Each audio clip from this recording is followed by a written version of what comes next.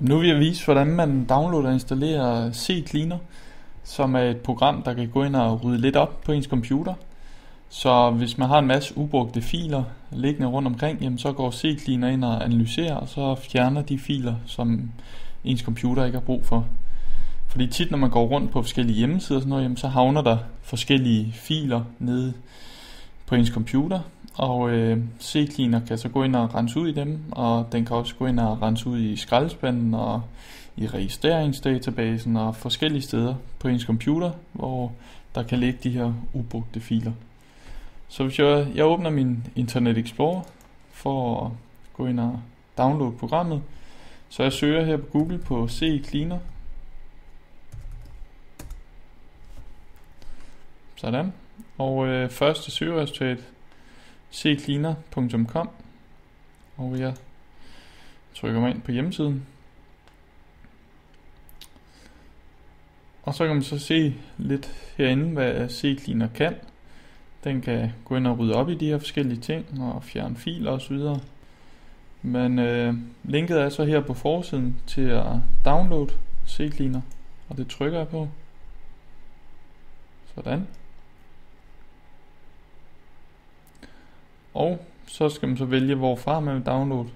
Og der trykker jeg bare her, download herfra. Sådan.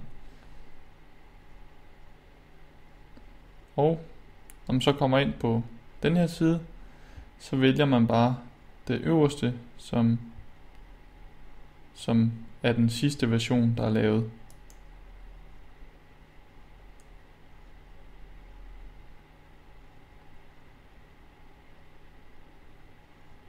Og så venter vi lige på, at downloaden starter automatisk.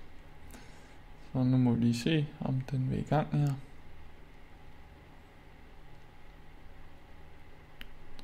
Hvis den ikke starter automatisk, så står der så, at man kan klikke her. Og det lader ikke rigtigt til, at der sker noget, så jeg går ned og klikker på den her. Sådan. Og trykker kør igen. Det går ret hurtigt, kan jeg se. Jeg lukker bare hjemmesiden. Og så er den allerede downloadet og klar til at blive installeret. Og så vælger man sprog. Det er dansk. Trykker OK. Og næste. Og licensaftalen. Og trykker jeg accepterer. Og igen, standard sted, C-drevet programfiler. Det er der, hvor den installerer selve programmet. Og det er ganske udmærket, så jeg trykker næste. Og så kan man så vælge nogle ting her, om man vil have en genvej på skrivebordet. Det er ligesom de herude. Om man vil have den i startmenuen. Om man vil kunne højreklikke på papirskurven, for eksempel på papirkurven, og så kan man vælge den derfra. Og nogle forskellige ting. Så jeg lader den bare være på her, så jeg kan tilgå CCleaner fra forskellige steder. Trykker installere. Sådan.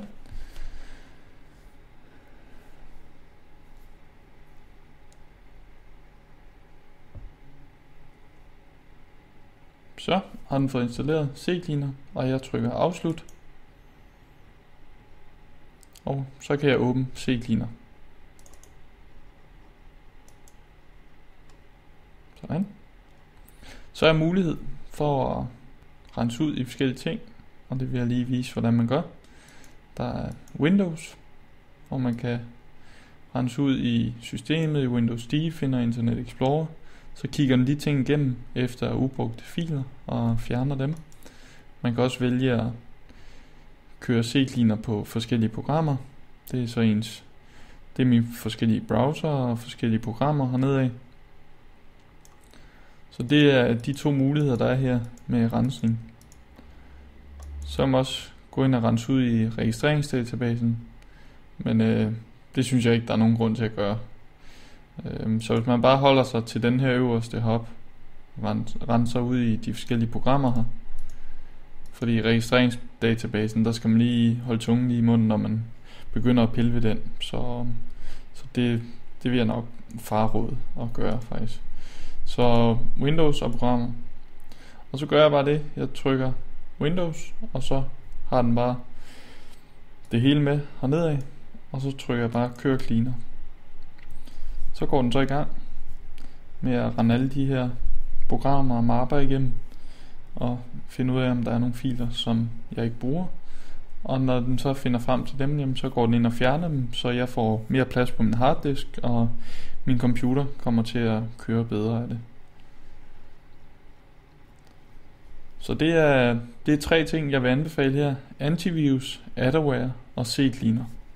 Så holder man ens computer fit og holder den godt kørende, og sørger for, at den ikke bliver angrebet af uønskede programmer udefra, og sørger for, at der ikke ligger en masse overflødige ting på ens computer. Så det er 3 måder, hvor man kan holde ens computer ved lige og sørge for, at den kører optimalt. Og render man ind i nogle problemer med, at den begynder at opføre sig underligt, og man har en mistanke om, at man har fået for eksempel en virus, jamen så er det bare at åbne Avast Antivirus og trykke scan, og så vil den formentlig finde en virus, hvis der er det, og så kan man så fjerne det på den måde. Hvis der er en virus, så fjerner Avast den selv, så det skal man ikke tænke på. Det er bare det eneste, man skal sørge for, det er at scanne ens computer en gang imellem. Både for virus og for spyware, som man gør ved at bruge adware, og lige rense ud og få fjernet ubrugte filer med at bruge cleaner.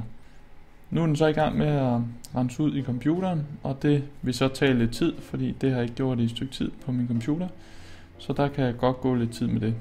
Men når den er færdig her, så vil der så bare komme en besked om, at den har renset ud og fået fjernet de ubrugte filer. Så det var lidt om at holde sin computer ved lige og sørge for, at den ikke bliver angrebet af uønskede filer og programmer. Så det var sådan set alt for det her afsnit.